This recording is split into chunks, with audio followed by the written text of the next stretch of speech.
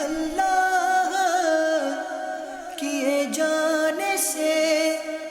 اللہ نہ ملے، اللہ والے ہیں جو اللہ سے ملا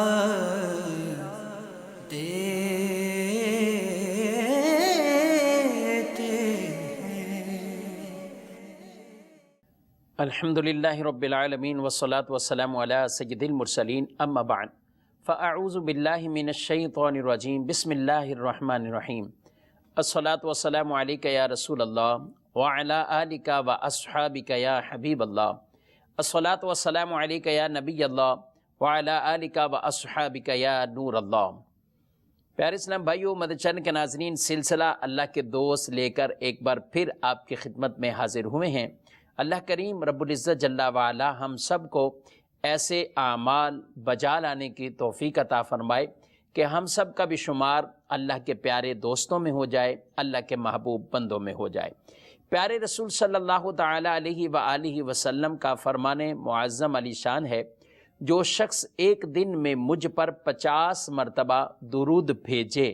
قیامت کے دن میں اس کے ساتھ مصافحہ کروں گا۔ سبحان اللہ۔ آقا دو جہاں صلی اللہ علیہ وآلہ وسلم اس اپنے امتی سے مصافحہ فرمائیں گے، اور حضور اکرم صلی اللہ علیہ وآلہ وسلم جس سے مصافحہ کریں گے اللہ کی رحمت سے وہ ضرور داخل جنت ہوگا۔ صلو علی الحبیب صلی اللہ تعالی علی محمد صلی اللہ علیہ وآلہ وسلم، صلاۃ و سلام علیک یا سیدی یا رسول اللہ وعلی آلک واصحابک یا حبیب اللہ۔ مدنی چینل کے ناظرین، اللہ کے دوست، اس سلسلے میں ہم بطور خاص ایسے اعمال اور ایسے اوصاف بیان کیے جاتے ہیں کہ جن کو اپنانے کی اگر ہم کوشش کریں اور ان پر عمل کریں تو انشاءاللہ العزیز ہمارا بھی شمار اللہ کے پیاروں میں ہو جائے گا، اللہ کے محبوب بندوں اور اولیاء میں ہوگا۔ جی ہاں، اولیاء کا لفظ جب بولا جاتا ہے، اللہ کا ولی جب کہا جاتا ہے، تو عمومی طور پر ہمارے ذہنوں کے اندر اولیاء کرام علیہم الرحمہ انہی کا تصور آتا ہے کہ جو یا صاحب مزار ہوں یا جن کی ولایت کے بارے میں بہت زیادہ شہرہ ہو، بہت زیادہ مشہور ہوں وہ، تو ہمارا تصور عمومی طور پر انہی کی طرف جاتا ہے۔ حالانکہ اللہ کے پیارے بندے، اللہ کے اولیاء بے شک وہ تو ہیں جو صاحب مزار ہیں، یا جن کو اللہ تعالیٰ جن کی شہرت فرما دیتا ہے اور لوگوں کے دلوں میں ان کی محبت داخل کرتا ہے، وہ بے شک اللہ کے پیارے ہیں، اللہ کے دوست ہیں۔ مگر ایسے کئی افراد ہوں گے کہ جو ایسے اعمال بجا لاتے ہیں، اور وہ اعمال جو قرآن مجید فرقان حمید نے بیان کیے، احادیث طیبہ نے بیان کیے، اولیاء صالحین نے بیان کیے، وہ ان پر عمل پیرا ہوتے ہیں۔ نہ جانے کون سی ان کی ادا رب کو پسند آ جائے تو رب انہیں اپنا پیارا بندہ بنا لیتا ہے۔ جی ہاں، رب انہیں اپنا پیارا بندہ، اپنا دوست بنا لیتا ہے۔ اللہ رب العالمین کا دوست بننا، رب تعالیٰ کا محبوب بندہ بننا، قرآن مجید فرقان حمید میں اللہ تعالیٰ ارشاد فرماتا ہے، قُلْ إِن كُنْتُمْ تُحِبُّونَ اللَّهَ فَاتَّبِعُونِي يُحْبِبُكُمُ اللَّهُ۔ اے محبوب آپ فرما دو، اگر تم کہتے ہو کہ تم اللہ سے محبت کرتے ہو تو پھر ارشاد فرمایا فَاتَّبِعُونِی، تو میری اتباع کرو، یعنی نبی پاک صلی اللہ علیہ وآلہ وسلم کی اتباع فرما برداری میں آ جاؤ۔ یحببکم اللہ، اللہ تم سے محبت کرے گا۔ جن سے اللہ محبت فرماتا ہے وہ اللہ کے پیارے بھی ہیں، وہ اللہ کے دوست بھی ہیں، وہ اللہ کے ولی بھی ہیں، کہ اللہ ان سے پیار کرتا ہے، اللہ ان سے محبت فرماتا ہے۔ اور جب اللہ کسی سے محبت فرماتا ہے وَيَغْفِرْ لَكُمْ ذُنُوبَكُمْ، تو پھر انعام یہ ہے کہ اللہ سارے اس بندے کے گناہوں کو معاف فرما دیتا ہے۔ اس اللہ کے نیک بندے کی محبت پھر اللہ فرشتوں کو بھی حکم دیتا ہے، اس فلاں سے محبت کرو، اس فلاں سے محبت کرو کہ میں بھی اس سے محبت کرتا ہوں۔ جبریل امین وہ اعلان آسمانوں میں کر دیتے ہیں، اے آسمانی فرشتوں، فلاں بندے سے اللہ محبت کرتا ہے، تم بھی اس سے محبت کرو۔ پھر اس بندے کی قبولیت کو زمین کے اندر رکھ دیا جاتا ہے۔ سبحان اللہ۔ یہ جس بندے کو اللہ پسند کرے، جس بندے سے اللہ محبت کرے۔ یعنی ہم سب یہ دعویٰ تو کرتے ہیں کہ میں اللہ سے محبت کرتا ہوں، میں اللہ سے محبت کرتا ہوں، لیکن اس وقت کیا کیفیت اور کیا حالت ہو، لیکن وہ بشارت کتنی عظیم بشارت ہے کہ جب اللہ فرمائے کہ میں فلاں بندے سے محبت کرتا ہوں۔ سبحان اللہ۔ یعنی بندے کا کہنا اور ہے، اور رب فرمائے کہ فلاں سے میں محبت کرتا ہوں، یہ تو پھر اس کے لیے عظیم بشارت ہی بشارت ہے۔ اللہ رب العالمین ہمیں ایسے اعمال بجا لانے کی توفیق عطا فرمائے۔ اللہ نے اپنے پیارے بندوں کے کچھ اعمال اور اوصاف کو قرآن مجید کے مختلف پاروں کے اندر ذکر فرمائے ہیں۔ بطور خاص آج ہم قرآن مجید فرقان حمید کی سورہ الفرقان کے اندر جو اللہ رب العالمین نے اپنے پیاروں کے اوصاف بیان کیے ہیں، ان میں سے پہلی آیت مبارکہ ہم سنتے ہیں۔ ارشاد فرمایا وَعِبَادُ الرَّحْمَنِ الَّذِينَ يَمْشُونَ عَلَى الْأَرْضِ هَوْنًا وَإِذَا خَاطَبَهُمُ الْجَاهِلُونَ قَالُوا سَلَامًا۔ ارشاد فرمایا رحمان کے بندے وہ ہیں کہ زمین پر آہستہ چلتے ہیں، اور جب جاہل ان سے بات کرتے ہیں تو کہتے ہیں بس سلام۔ تو اللہ کے پیارے بندے، رحمان کے بندے، سبحان اللہ، یعنی کتنے پیارے اور خوبصورت انداز میں کہا جا رہا ہے رحمان کے بندے، حالانکہ سارے بندے ہی رحمان کے بندے ہیں، اللہ کے بندے ہیں، سارے بندے اللہ کے بندے ہیں۔ علماء کرام نے اس آیت مبارکہ میں بہت نفیس نکات بیان کیے۔ فرمایا عباد اللہ نہیں کہا، عباد الرحمان کہا ہے۔ یعنی یہاں بھی اللہ تبارک و تعالی نے نسبت کرتے ہوئے عباد اللہ کا مطلب وہی اللہ کے بندے، اور عباد الرحمان رحمان کے بندے، لیکن رب تعالیٰ نے اس کی جو نسبت بیان فرمائی وہ بھی اپنے اس اسم مبارک کے ساتھ جس کے اندر رحمت کا غلبہ ہے، رحمان کے بندے، یعنی اللہ کی ان پر رحمت ہوتی ہے، اور وہ اللہ کے پیارے ہیں، اور وہ رحمت ہی جن کو اللہ کی نصیب ہوتی ہے انہیں پھر نیکی کے کاموں کی توفیق بھی مل جاتی ہے۔ ارشاد فرمایا رحمان کے بندے۔ تو میں عرض کر رہا تھا کہ سارے بندے رحمان کے بندے ہیں، سارے بندے اللہ کے بندے ہیں، لیکن یہاں بطور خاص ان کی نسبت کر کے اضافت کر کے بیان کیا گیا کہ یہ اوصاف بجا لانے والے، یہ اعمال کرنے والے، یہ ہیں رحمان کے بندے، یعنی جنہیں رب فرماتا ہے یہ ہیں میرے بندے۔ بلا تمثیل آپ ذرا یوں اس کو ہم سمجھنے کی کوشش کر لیں۔ آج دنیا کے اندر کوئی بہت بڑا بادشاہ ہو، کوئی وزیر اعظم ہو، کوئی بہت بڑا آدمی ہو، اب وہ اگر کسی کے بارے میں کہہ دے کہ یہ میرے بندے ہیں، یا فلاں میرا بندہ ہے، فلاں میرے تعلق والا ہے، تو اس آدمی کے ٹھاٹ باٹ ہی بہت ہو جائیں گے۔ وہ آدمی تو پتہ نہیں کس انداز سے، یعنی جسے کہتے ہیں نا زمین پر پاؤں ہی نہ لگیں، وہ تو ایسے ہی بالکل اڑے گا کہ مجھے فلاں بندے نے کہہ دیا کہ یہ میرا بندہ ہے، میرے اس سے تعلق ہے۔ لیکن کتنے خوش نصیب وہ اللہ کے پیارے بندے ہیں جنہیں رحمان فرمائے کہ یہ میرے بندے ہیں، یہ میرے بندے، بلا تمثیل۔ دنیا کے تو یہ عزتیں آنے جانے والی چیز ہے، آج وہ بادشاہ ہے، آج وہ کوئی کسی عہدے پر ہے، کل نہیں ہوگا، لیکن رب عز و جل اپنے کسی بندے کے بارے میں یہ فرما دے یہ میرا بندہ ہے، یعنی یہ خاص میرا بندہ ہے، یہ اخلاص والا، یہ پکا، یہ سچا، یہ مخلص میرا بندہ ہے، تو رب نے جس کے بارے میں یہ اعلان کر دے، رب جس کے بارے میں یہ خوشخبری عطا فرما دے، تو قرآن جگہ بجگہ انہیں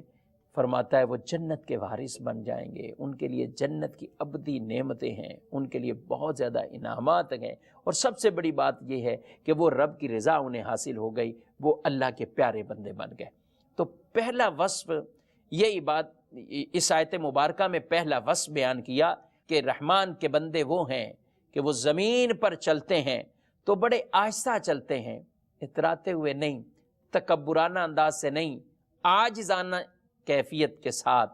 عاجزی اور انکساری کے ساتھ وہ زمین پر چلتے گئے، اور زمین پر ان کا یہ چلنا پھرنا اترانے کے طور پر نہ ہو۔ یاد رکھیں تکبر بڑی بری صفت ہے، جو آدمی متکبر ہوتا ہے، رائی کے دانے کے برابر کسی کے اندر تکبر ہو، حدیثوں میں روایتوں میں مذمت اس کی بیان کی کہ وہ جنت میں داخل نہیں ہوگا۔ اللہ اکبر۔ تکبر یہ اللہ کے شیان شان ہے، وہی ذات متکبر ہے، اسی کی یہ کبریائی اور اسی کی یہ چادر ہے، اللہ رب العالمین کی شیان شان ہے۔ لیکن بندے کے لیے کہ وہ عاجز ہو، وہ انکساری والا ہو، اس کے دل کے اندر کوئی اس طرح کے تکبر کے انداز نہ ہو، اس کے چلنے سے بھی نہ پتہ چلے کہ یہ بڑا اتراتا ہوا فخر سے چل رہا ہے، یہ تکبرانہ انداز سے چل رہا ہے۔ نہ، اللہ تعالیٰ ارشاد فرماتا ہے اور زمین میں اتراتے ہوئے نہ چل، بے شک تو ہرگز نہ زمین کو پھاڑ دے گا اور نہ ہرگز بلندی میں پہاڑوں کو پہنچ جائے گا۔ یعنی جو تکبر کرتا ہوا، فخر سے اتراتا ہوا، لوگوں کو حقیر جانتا ہوا وہ چلتا ہے تو کہا گیا ہے کہ یہ نہ تو زمین پھٹے گی، کیا کرے گا تم، مار لے تکبر سے جتنے پاؤں مارنے ہیں، لیکن زمین کو کچھ بھی نہیں ہوگا، اور نہ تمہارا قد کاٹ کو اتنا بڑھ جائے گا کہ تم پہاڑوں کی طرح بن جاؤ گے، نہیں بنو گے۔ اور عاجزی انکساری اختیار کرنے والا، حدیث میں ارشاد فرمایا گیا من تواضع للہ فقد رفعہ اللہ، جو اللہ کے لیے تواضع اختیار کرتا ہے پھر رب اس کا درجہ بلند فرما دیتا ہے۔ جو اللہ کے لیے تواضع اختیار کرتا ہے، عاجزی اختیار کرتا ہے، تو اللہ کے پیارے بندے، ان کا چلنے کا انداز بھی پروقار۔ تو علماء کرام نے یہاں پر ایک مسئلہ لکھا کہ آدمی چلنے میں میانہ روی اختیار کرے، نہ اتنا سست کاہل کہ بس چل رہا ہو بالکل ایسے کہ لگے کہ یہ بیمار آدمی ہے، بس ابھی گرا، تو نہ ایسی شکل و صورت بنائے، نہ ایسا چلے، اور نہ اتنا تیز چلے بغیر کسی مقصد کے، نہ اتنا عام لوگوں کے عام جو چلنے کی جگہ ہیں، عام جہاں لوگ روٹین وائز چلتے ہیں، اب وہاں پر آدمی ایک دوڑ لگا رہا ہو یا تیز چلتا جا رہا ہو، اس سے وقار ختم ہوتا ہے،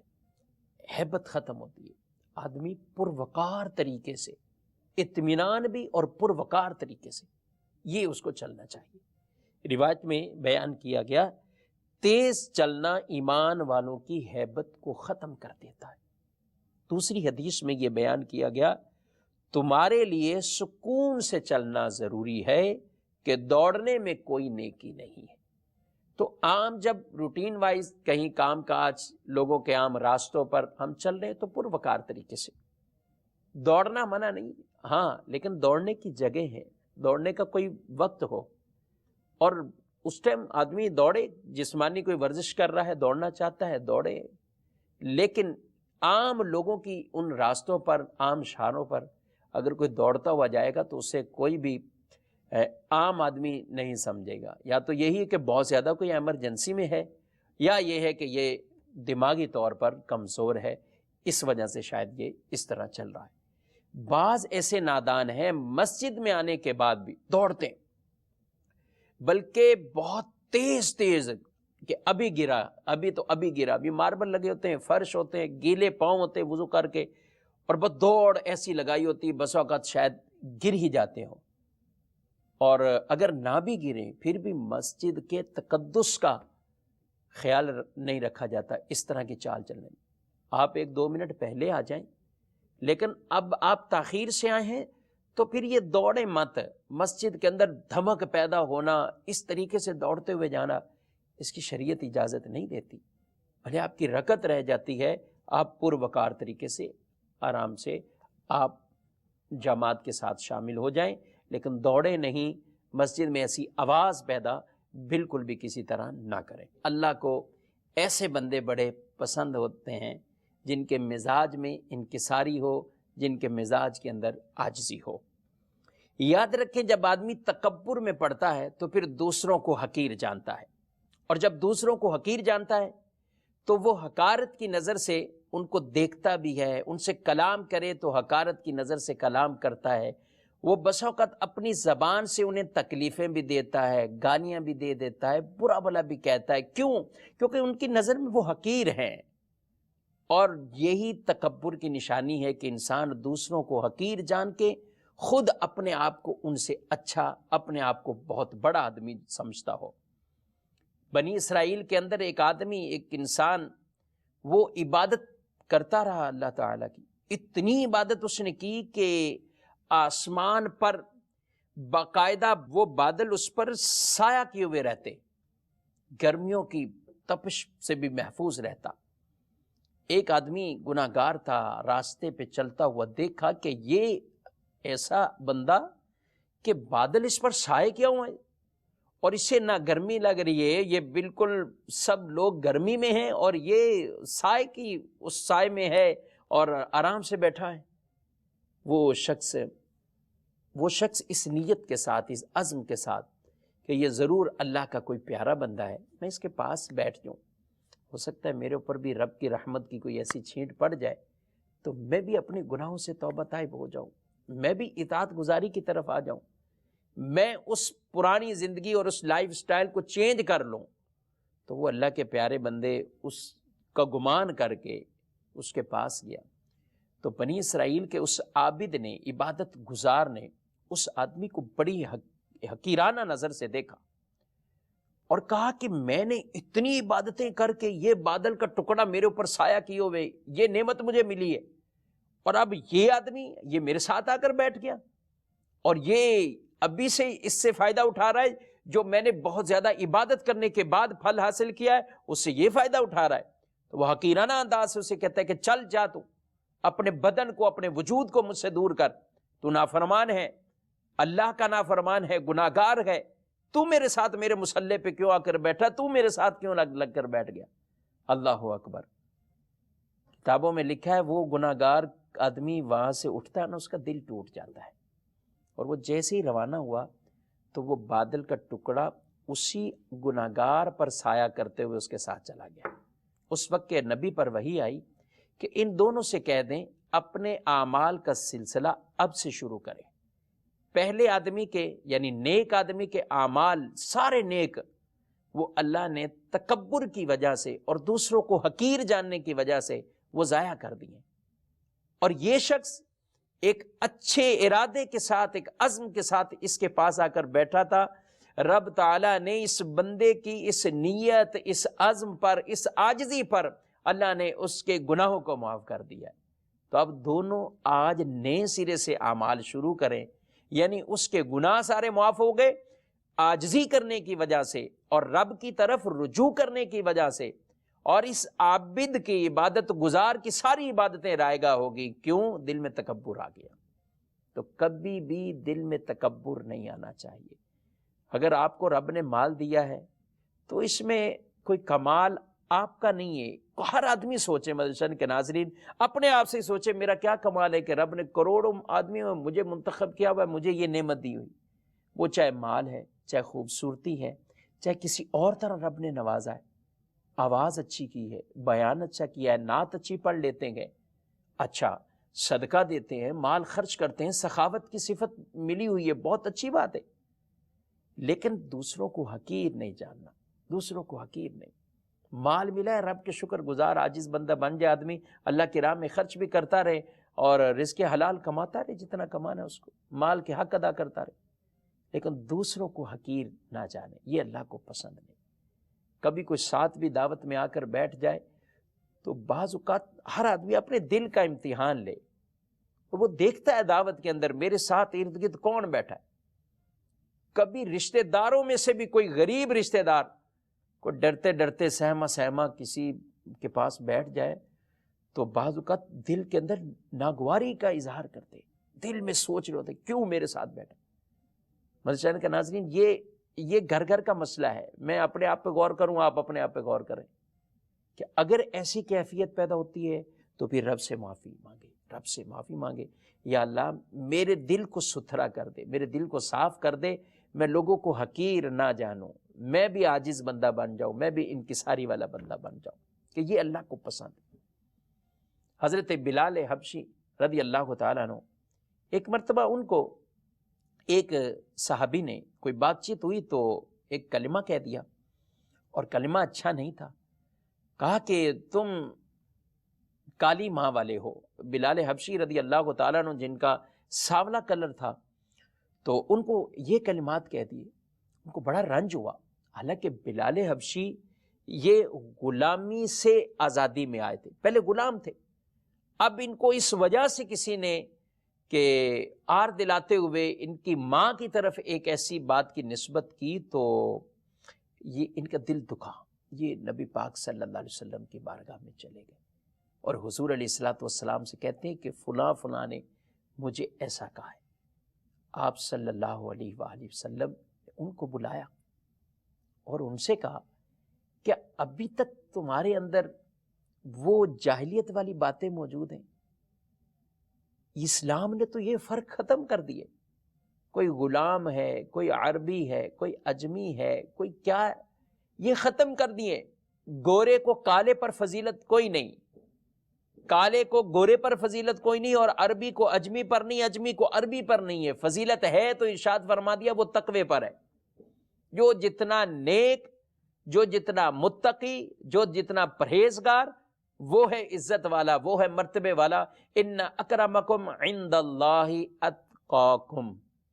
تم میں سے عزت والا وہ ہے جو اللہ کے نزدیک سب سے زیادہ تم میں سے عزت والا وہ ہے جو تم میں سے زیادہ ڈرنے والا ہے، زیادہ تقوی والا ہے، متقی ہے۔ تو آپ صلی اللہ علیہ وسلم نے ارشاد فرمایا یہ جاہلیت کی باتیں ابھی تک تمہارے اندر ہیں۔ تو ان صحابی کے دل کے اندر یہ خوف پیدا ہوا اور وہ حضرت بلال کی راہوں میں چلے گئے۔ بلال رضی اللہ تعالیٰ عنہ آ رہے تھے، وہ وہاں پہنچے اور روایت میں بیان کیا حضرت بلال کے سامنے بیٹھے، بلکہ لیٹ گئے ان کے قدموں کے پاس، اور حضرت بلال سے کہتے ہیں کہ جس طرح میری زبان سے تمہیں تکلیف پہنچی گئے، جس طرح میری زبان سے آپ کو کوئی تکلیف پہنچی ہے، اس کے اندر میرے جملے وہ تھے ایسے ہی جو قابل گرفت تھے۔ اب میں اپنے نفس کو اسی طرح مارنا چاہتا ہوں کہ آپ کے پاؤں ہوں اور میری گال کا یہ رخسار، آپ اپنے پاؤں میرے رخسار پر رکھیے، اللہ اکبر، اور یہ میری غلطی اللہ معاف فرما دے، اور حضرت بلال سے معافی مانگ لے۔ یہ ہے صحابہ اکرام علیہ مردوان کا کردار انداز کہ اگر کوئی ایسا معاملہ ہو جائے تو پھر جھک جائیں، بچھ جائیں، معافی مانگ لیں، کیونکہ اچھے لوگ وہ ہیں۔ جی ہاں مدنی چینل کے ناظرین، نبی پاک علیہ الصلوۃ والسلام کی حدیث ہے، اچھے لوگ وہ ہیں، بہترین وہ ہیں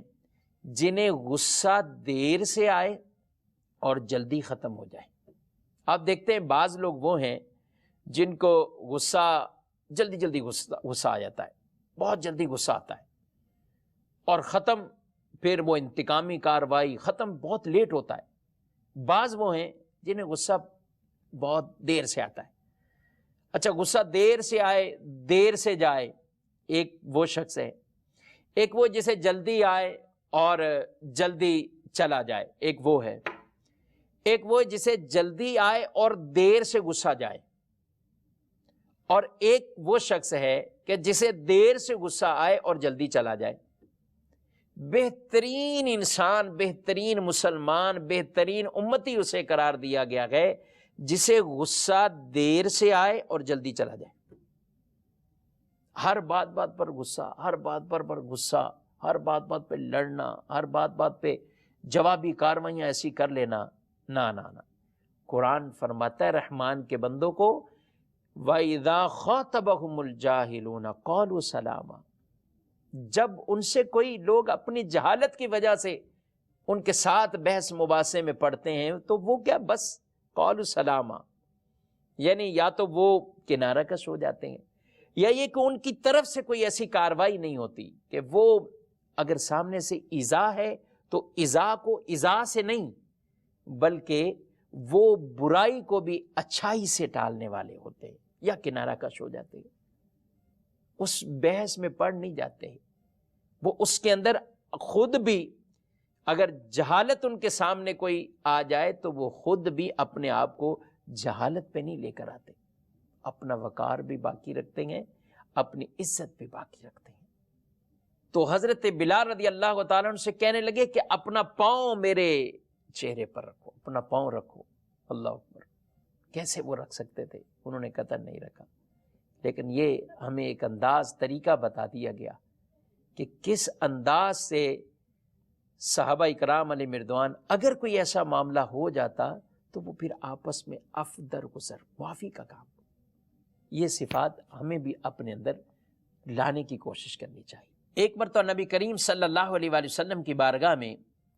ایک آدمی کسی دوسرے کو برا بھلا کہہ رہے ہیں،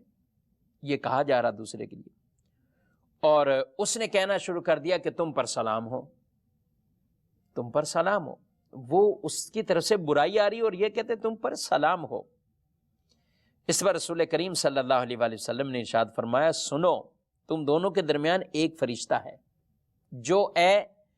برا بھلا کہے گئے شخص کے بارے میں نبی پاک علیہ السلام نے فرمایا تمہاری طرف سے یہ دفاع کر رہا ہے۔ وہ تمہیں برا بھلا کہہ رہے ہیں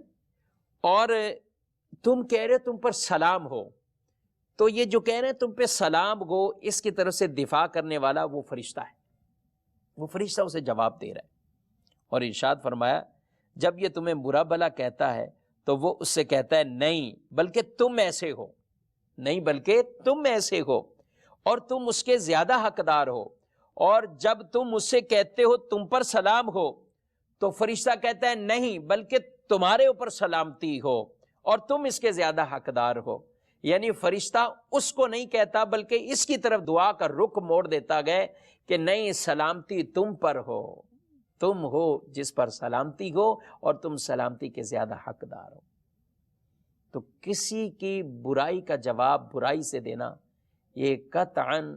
عقل مندی نہیں ہے، اس میں خاموشی اختیار کر جانا، درگزر کر لینا، کیونکہ کچھ ٹائم پیریڈ ہوتا ہے کہ انسان اگر خاموش رہ جائے تو بڑی بڑی لڑائیاں وہ ختم ہو جاتی، کوئی صبر کر جائے اور اللہ کے لیے خاموشی اختیار کر جائے، اللہ کے نزدیک اس کا بہت بڑا رتبہ ہو جائے گا، کیونکہ غصے کو پی جانے والے، قرآن فرماتا ہے والقاظمین الغیظ والعافین عن الناس واللہ یحب المحسنین، اور غصے کو پی جانے والے اور لوگوں کو معاف کرنے والے، بے شک اللہ احسان کرنے والوں کو پسند کرتا ہے، انہیں اپنا دوست رکھتا ہے، ان سے رب محبت فرماتا ہے۔ تو اللہ والوں کی نشانی یہی ہے، اہل اللہ کی علامت یہی ہے کہ وہ ایسے مواقع پر بھی صبر کرتے ہیں اور لوگوں کی غلطیوں کو معاف کرتے ہیں۔ اسی لیے تو نبی پاک علیہ الصلوۃ والسلام نے ارشاد فرمایا، جو تم سے تعلق توڑے تم اس سے جوڑو، تو تمہیں محروم کرے تم اسے عطا کرو۔ اور جی ہاں مدنی چینل کے ناظرین، ایسے افراد کو اللہ تعالیٰ جنت میں ایک محل عطا فرمائے گا۔ کون سے افراد؟ کہ جو لوگوں کی طرف سے محرومی پر بھی لوگوں کو دیتے رہتے ہیں، عطا کرتے رہتے ہیں، اور ان کی طرف سے اگر ناگوار باتیں آئیں تو صبر کرتے ہیں، جوابی کاروائی نہیں کرتے۔ حدیث میں ارشاد فرمایا نبی پاک صلی اللہ علیہ وآلہ وسلم نے، جسے یہ پسند ہو اس کے لیے جنت میں محل بنایا جائے، ارشاد فرمایا جسے یہ پسند ہو اس کے لیے جنت میں محل بنایا جائے اور اس کے درجات کو اللہ بلند فرما دے۔ تو ارشاد فرمایا اسے چاہیے جو اس پر ظلم کرے یہ اسے معاف کرے، اور جو اسے محروم کرے یہ اسے بھی عطا کرے، اور جو اس سے قطع تعلقی کرے یہ اس سے ناتا جوڑے، یہ اس سے قطع تعلقی نہ کرے۔ کتنے خوبصورت یہ کلمات ہیں کہ جس میں آدمی نیکی کا پہلو یہ مقدم بیان کیا گیا ہے۔ اگر کسی کی باتوں میں آ کر یا اس طرح کے معاملات کو آدمی اگر یوں ہی کہے کہ اس نے ظلم کیا میری طرف سے بھی ظلم جائے گا، تو دونوں برابر ہو گئے، دونوں برابر ہیں اس میں۔ غصے کے وقت بھی انسان یہی کہتا ہے نہیں بھئی اس نے مجھ پہ غصہ کیا میں بھی اس پہ کروں گا، مجھے غصہ آ گیا تھا اس لیے میں نے ایسا معاملہ کر دیا۔ نہیں، صبر کا دامن وہ ہاتھ سے نہ چھوٹے۔ حدیث میں ارشاد فرمایا اللہ کو اس گھونٹ سے پیارا کوئی اور گھونٹ نہیں ہے جو آدمی غصے کا گھونٹ پی جاتا ہے، یہ بڑا پیارا اللہ کو لگتا ہے۔ تو اس لیے ایسے لوگوں کی فضیلتوں کو بیان کیا گیا جو اپنے غصے کو کنٹرول کرتے ہیں۔ بہت سے لوگ پوچھتے ہیں بہت ہمیں غصہ آتا ہے، بہت غصہ آتا ہے، غصہ آ ہی جاتا ہے، لیکن غصے کو کنٹرول کرنا بھی ہمیں سیکھنا چاہیے۔ مثال کے طور پر مدنی کے ناظرین، آپ دکان پہ بیٹھے ہوئے ہیں، کبھی گاہک پر بھی غصہ آتا ہوگا، لیکن اس کے باوجود دکاندار ہمیشہ مسکراتا ہے، حالانکہ اس کو طبیعت میں شاید غصہ آ ہی رہا ہوتا ہے کہ یار یہ گاہک بالکل دماغ خراب کرنے والی بات کرتا ہے، لیکن پھر بھی مسکراتا ہے۔ کیوں؟ اسے ایک طمع لالچ ہے، میرا سودا ہو جائے، میری ڈیل پکی ہو جائے، میرا سامان بک جائے۔ تو جب ہم ایک سامان میں چند روپے کے نفع کی خاطر اپنے غصے کو مسکراہٹ میں بدل دیتے ہیں، تو ہمیں اپنے گھر چلانے کے لیے، اپنی رشتہ داری کو آباد کرنے کے لیے، خاندان آباد کرنے کے لیے، اپنے گھر کا ماحول، اپنے آفس کا ماحول اچھا رکھنے کے لیے تو بھی ہمیں مسکرانا ہی چاہیے، اس کی عادت بنانی چاہیے، اور ہم غصے کو پی جائیں اور اس کو مسکراہٹ میں بدل دیں۔ غصے کا یہ بھی علاج ہو سکتا ہے، جب غصہ آئے تو لا حول ولا قوت الا باللہ العلی العظیم یہ کلمات پڑھ لیے جائیں۔ اعوذ باللہ من الشیطان الرجیم یہ کلمات پڑھ لیے جائیں۔ ہو سکے تو کھڑے ہیں بیٹھ جائیں۔ لیٹ جانا بھی ایک عمل بتایا گیا ہے کہ اس سے غصہ ختم ہوتا ہے۔ وضو کر لیں، اس سے بھی غصہ ختم ہوتا ہے۔ آپ چند دن اس کی پریکٹس کریں منشان کے ناظرین، چاہے یہ وظیفہ مرد اپنائیں یا عورتیں اپنائیں۔ گھروں میں بھی کئی معاملات ایسے ہوتے ہیں جب دونوں طرف سے گرما گرمی شروع ہوتی ہے تو پھر ماحول بالکل خراب ہو جاتا ہے۔ نہیں، ایک آدمی جھک جائے اور ان طریقوں پر عمل کریں، کھڑا ہے بیٹھ جائے، لیٹ جائے، وضو کر لے، انشاءاللہ دیکھے گا کہ اس کو سکون مل جائے گا، اطمینان مل جائے گا۔ اور اگر کوئی اس پر زیادتی کرتا ہے، اسے اللہ کی بارگاہ میں توبہ کرنی چاہیے کہ یہ سامنے والا مجھے تو کوئی جواب نہیں دے رہا، اس کا مطلب یہ نہیں کہ اس پر چڑھائی ہر وقت کرتے رہیں، نہیں، اللہ کی بارگاہ میں بھی معافی مانگنی چاہیے، اس سے بھی معافی مانگنی چاہیے، اور گھروں کا، آفسز کا، مارکیٹوں کا یہ ماحول ہمیں بہتر رکھنا چاہیے۔ اللہ کریم ہمیں یہ اچھی اور خوبصورت پیاری صفات اپنانے کی توفیق عطا فرمائے، آمین، بجاہ النبی الامین صلی اللہ علیہ وآلہ وسلم۔ اللہ اللہ کیے جانے سے